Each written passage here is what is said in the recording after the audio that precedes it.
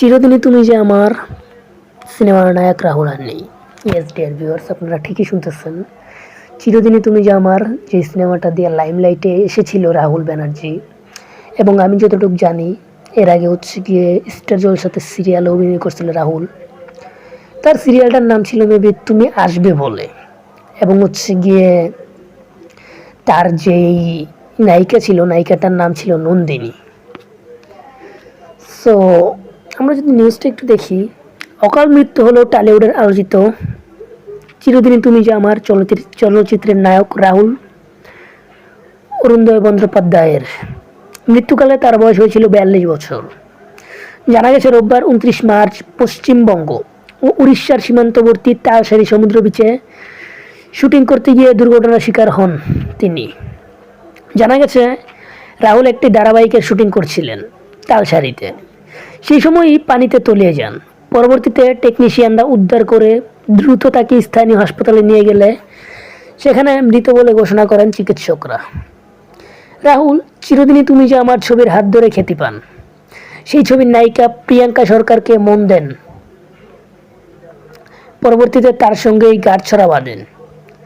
যদিও মাঝে তাদের বিচ্ছেদের খবর রটে, কিন্তু ছেলে সহজের কথা ভেবে আবার একসঙ্গে থাকার সিদ্ধান্ত গ্রহণ করেন রাহুল এবং প্রিয়াঙ্কা।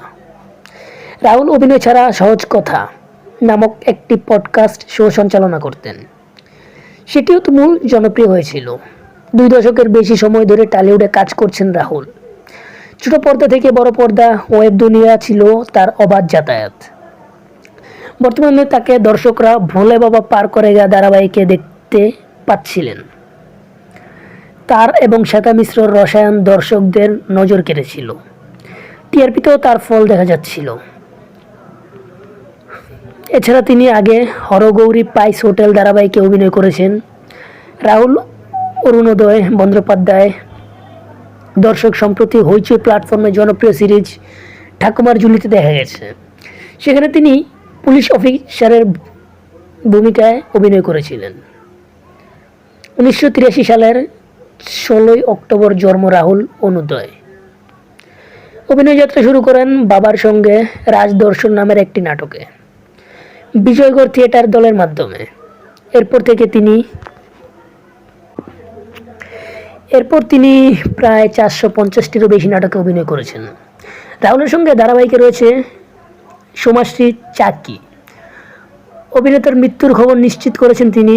জানান আজই ঘটনার মাত্র 2 ঘন্টা আগে একসঙ্গে শুটিং করেছেন। সৌম্যশ্রী বলেন, আজ আমাদের কলকাতা ফেরার কথা ছিল। শুটিং শেষে চলে এসেছিলাম। জলের মধ্যেই কিছু হয়েছে। ঠিক কী হয়েছে বলতে পারবো না, আমরা স্পটে ছিলাম না। তাকে ফেরার সময় রাহুল বলেছিল আর দেখা হবে না আমাদের।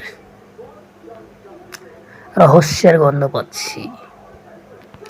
লাস্ট যে কথাটা আমি পড়লাম, সৌমাশ্রী যেটা বললেন, ফেরার সময় বলেছিল রাহুল আর দেখা হবে না আমাদের।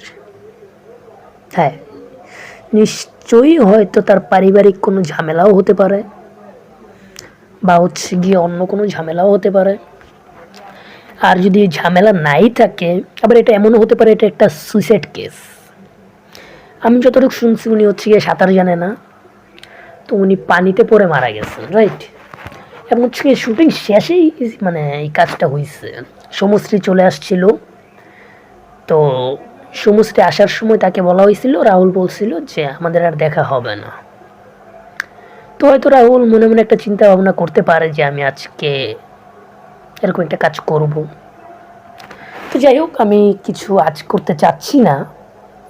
তো এটা নিয়ে হয়তো ইনভেস্টিগেশন হবে যে আসলে কি এটা সুইসাইড নাকি অপমৃত্যু, নাকি হচ্ছে গিয়ে জাস্ট কেউ তাকে হচ্ছে গিয়ে কিছু করছে।